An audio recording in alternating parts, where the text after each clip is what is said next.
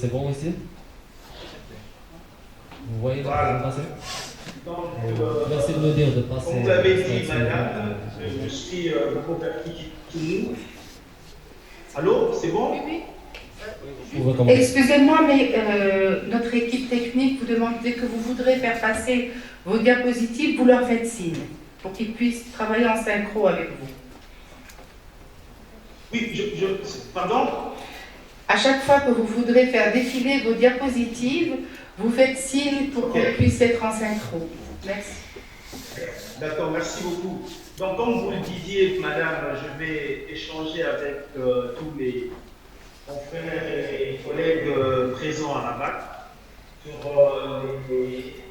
les appréhensions, les représentations sociales sur les différents dispositifs techniques qui ont été proposés par le ministère congolais de l'enseignement primaire, secondaire et technique afin de pallier un peu au confinement, parce que les enfants, suite à la pandémie, vous savez, en 2020, l'humanité a connu son plus grand blackout. L'obscurantisme total, toutes sortes d'activités s'étaient arrêtées et les actions sociales se sont arrêtées. L'humain menacé par l'une des plus virulentes pandémies de son histoire s'est confiné. Et il a mis en cause toute action et activité liée à son existence. Il fallait donc trouver des moyens, trouver une alternative pour arriver à faire vivre les activités indispensables. Et par rapport à cela, on peut passer à la deuxième diapositive. Voilà. Donc, une fois confinés, parce que les écoles aussi ont connu ce problème-là, cette ambiance, cette chaleur qu'on a l'habitude, nous enseignants, de connaître dans la salle de cours, avait aussi été remplacée par une forme de rupture sociale. Les élèves étaient restés à la maison et la menace de plus en plus grandissante de la Covid obligeait nécessairement les gouvernants à trouver des moyens à mettre à la disposition aussi bien des enseignants et des élèves pour permettant de résoudre ce problème, permettant aux élèves de ne pas connaître un très grand retard par rapport à leurs enseignements, par rapport à leurs cours, mais aussi aux enseignants de garder cette chaleur-là, cette ambiance-là, de continuer à rester normalement, et que ce n'était plus le cas physique. Troisième diapositive, s'il vous plaît. Alors, ainsi, il a été mis en place des dispositifs. Et ces dispositifs ont été lancés en août 2020. Le gouvernement congolais décide alors de mettre en place des dispositifs permettant aux élèves de continuer de suivre les cours, permettant aux enseignants de continuer d'enseigner. Et grâce à ces différents programmes scolaires qui étaient médiatisés et à distance, prioritairement pour les élèves de l'année terminale, ceux-ci pouvaient récupérer leur écart et préparer les examens de fin d'études ou de fin d'année. Alors, notre questionnement, c'est plus sur l'impact social de ces dispositifs techniques.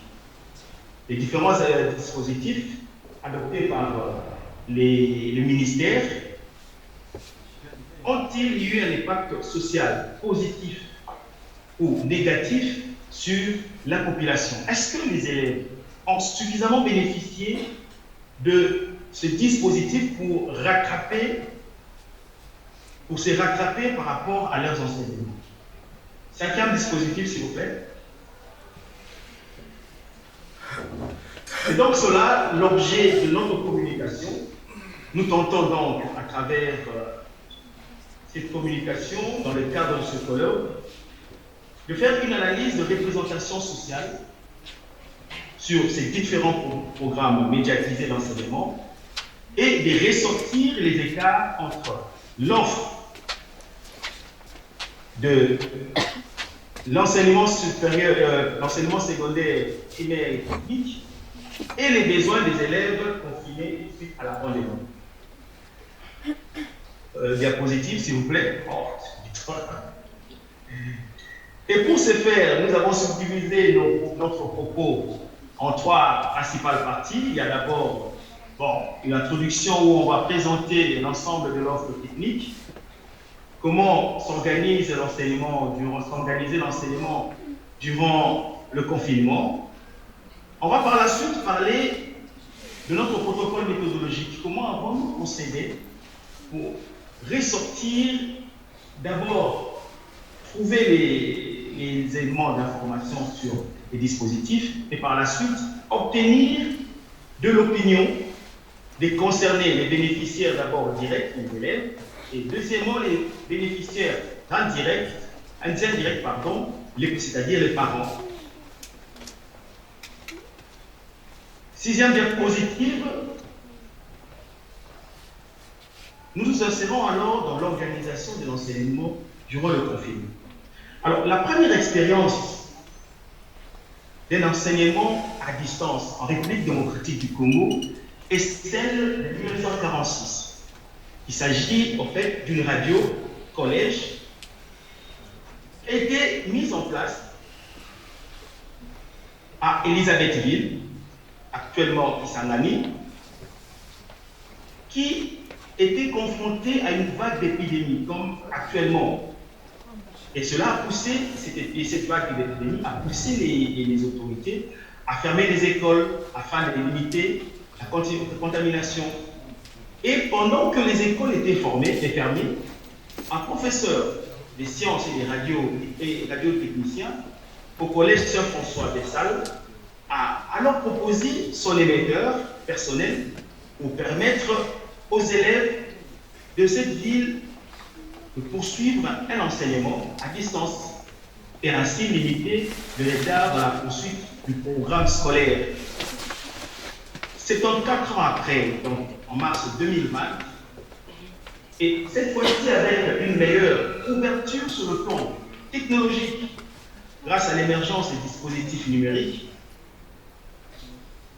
du fait aussi que la télédistribution est devenue numérique, plus de freins sur les zones d'accès, parce qu'avec la radio collège, il ne s'agissait que de la ville de Kisangani. Mais maintenant, les technologies ayant évolué, émergé, et les écrans miniaturisés, réduisant ainsi cette fracture communicationnelle, le ministère congolais de l'enseignement primaire, secondaire et technique a pu mettre à pied d'œuvre différents dispositifs techniques. Et ces différents dispositifs techniques ont permis d'occuper les élèves et éviter l'année blanche. Parmi ces dispositifs techniques, on avait d'abord à la radio, le ministère a mobilisé 2 stations de radio avec 2 types de programmes éducatifs différents. Premièrement, la radio Okapi, la radio onusienne, pour assumer les enseignements des bases. Et ce, à 9h05, de 9h05 à 10h et de 14h05 à 15h. Et cette expérience de radio Okapi a évolué au point que même actuellement, la radio a créé une nouvelle succursale appelée Bana Okapi qui diffuse des émissions à caractère éducatif. Deuxième station de radio pour les programmes éducatifs réservés aux élèves des humanités en 3 séquences, c'est la radio nationale congolaise, la radio publique. Et cette radio diffusait de 9h à 10h, de 10h à 12h et de 12h à 14h des programmes destinés aux élèves des humanités. Diapositive suivante, s'il vous plaît. Il y a eu aussi comme dispositif la télévision.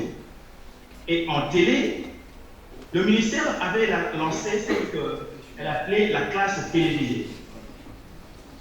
Et ce programme d'enseignement était diffusée sur la chaîne du ministère appelée Éduc TV, une chaîne inaugurée quelques mois après la fermeture des écoles.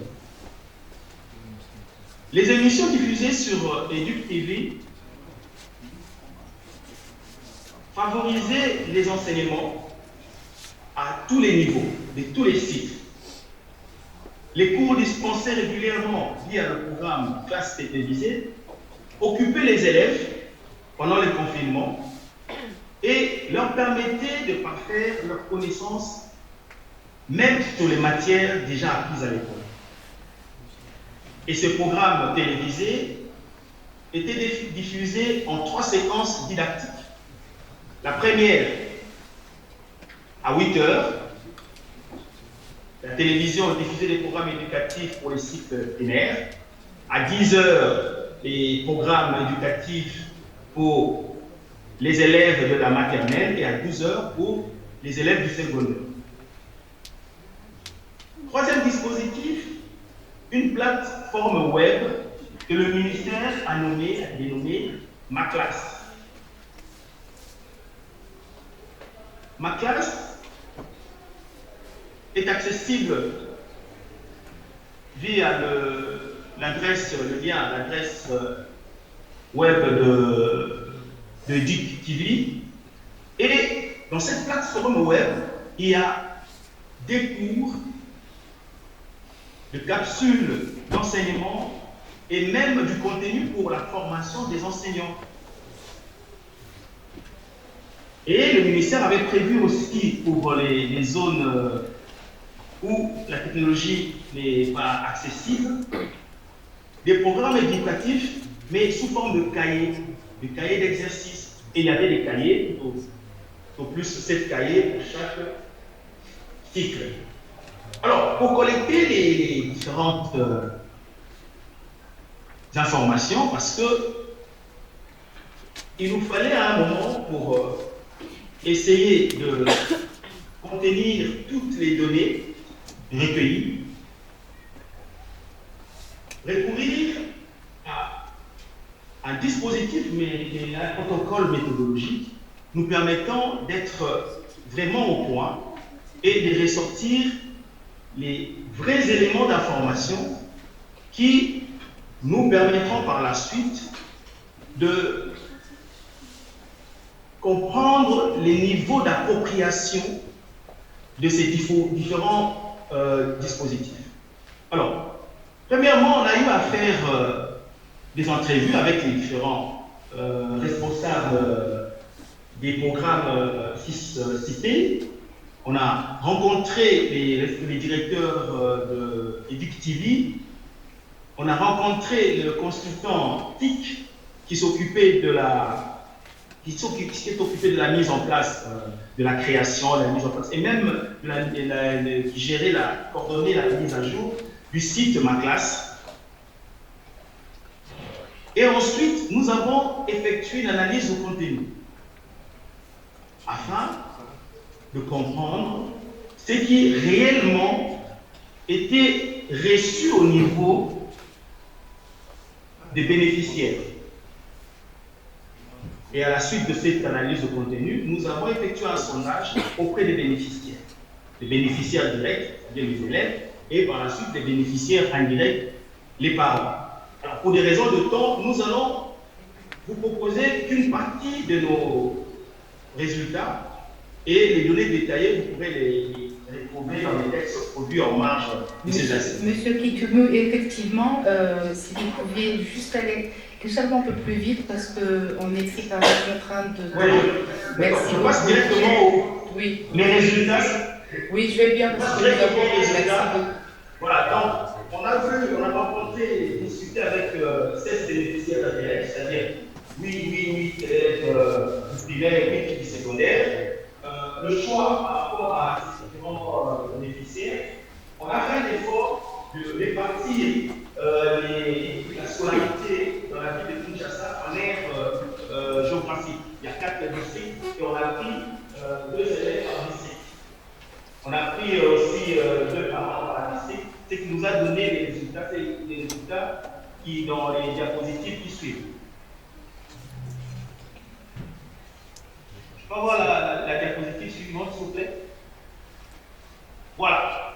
Donc, pour ce qui est du genre des répondants, le primaire, on a 3% des filles qui se sont données nous ont donné une réponse. Et on a 50% des garçons. On a du côté des secondaires une quarantaine, 50% des garçons et 50% des filles. Le suivant, s'il vous plaît. Ensuite, on a, pour ce qui est de le suivi de cours à distance, on a remarqué que 30% ont dit oui, ont accepté avoir suivi des cours. Donc, les cours n'ont eu de l'impact que sur 30% d'élèves du primaire, contre 50% au niveau du secondaire. Donc, quelque part, c'est plus au niveau du secondaire que les élèves se sont donnés à cœur joie d'aller sur les différents dispositifs où ont vécu ces dispositifs mis à leur disposition. Alors, diapositive suivante, s'il vous plaît. Alors, pour ce qui est des dispositifs accès au cours, on remarque alors que pour le primaire, la grande majorité ont suivi les cours par la radio, et la radio qui a été la plus suivie, c'était Radio Capi, et du côté du secondaire, la grande majorité était sur l'Internet. Suivant, s'il vous plaît. Pour les critères de choix, pourquoi est-ce que vous allez sur Internet? Pourquoi avez-vous choisi tel dispositif par tel autre? Pour les secondaires, c'est plus la facilité d'accès. Pour la plupart des élèves de secondaire que nous avons rencontrés, ils ont un téléphone, un smartphone qui est connecté. Vous avez la possibilité d'accéder facilement à ma classe. Idem pour les primaires, parce qu'à la maison, ils pouvaient utiliser les téléphones de leurs parents. La disponibilité du cours. Les cours viennent en deuxième lieu pour les primaires. Alors, pour ce qui est des critères de choix, la disponibilité du cours vient en deuxième lieu pour les primaires et l'organisation vient en deuxième lieu pour les secondaires. Alors, pour ce qui est de l'accompagnement des enfants, donc, la diapositive suivante, par le parent, là nous sommes vraiment du côté des... la diapositive suivante qui parle de l'accompagnement le cours suivi, le plus suivi. Ah oui, le cours le plus suivi pour les primaires, l'accompagnement des enfants, ça c'est vraiment au niveau des bénéficiaires indirects, c'est-à-dire les parents. Les femmes ont été les plus présentes. Hein. C'est aussi un contexte, d'un point de vue contextuel, parce que les femmes sont patronnes de leur ménage, donc ils sont là pour les enfants, pendant que les hommes, homo, vont au travail. Mais il y a aussi des hommes qui ont été présents, qui ont accompagné leurs enfants. Confinement oblige, ils étaient en télétravail, mais même si, quand bien même, c'est toujours les femmes qui s'en occupent plus, parce que même en confinement, ils laissaient plus ces tâches aux femmes. Alors, on va passer à la dernière diapositive, le choix de support. Alors, il y a aussi ce côté où les parents orientaient les élèves, les enfants par rapport au choix de support. Mais aussi les réactions par rapport au support choisi par les ministères. Certains parents ont estimé, pour la grande majorité, les parents ont estimé que les supports choisis par le ministère n'étaient pas le bon. Il fallait plus se concentrer sur un support bien identifié et qui, comme la radio par exemple, est disponible partout et qui ne demande pas beaucoup pour pouvoir accéder aux connaissances, aux informations. Je ne sais pas si je dois dire rapidement les choses, voilà. Donc, d'un point de vue, de manière générale, on peut dire que la réception des dispositifs a eu un impact différencié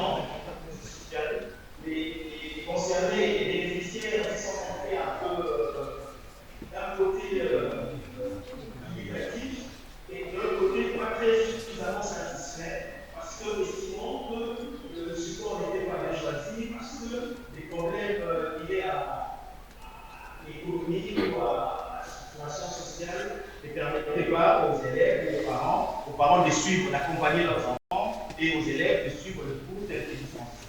Voilà rapidement ce que je peux dire sur ma communication. Voilà, dans vos questions. Merci. Merci infiniment, Monsieur Kitunu Maïla, pour votre communication qui présente d'une part l'offre technique proposée par le ministère de l'Enseignement primaire, secondaire et technique dans votre pays et pour pallier justement à l'arrêt de l'activité durant la Covid-19 et d'autre part les faiblesses et les avantages sociaux, mais on a énormément apprécié le fait que déjà vous avez 2 radios qui ont été mobilisées pour assurer justement et pallier à l'arrêt de l'apprentissage. Vous avez également EduTV, vous avez eu des émissions à caractère éducatif, une plateforme. Bon, au Maroc également, le ministère a été mobilisé, nous avons eu des radios, nous avons eu des plateformes et des TV qui se sont consacrés aux différents niveaux, niveau primaire, collège et supérieur.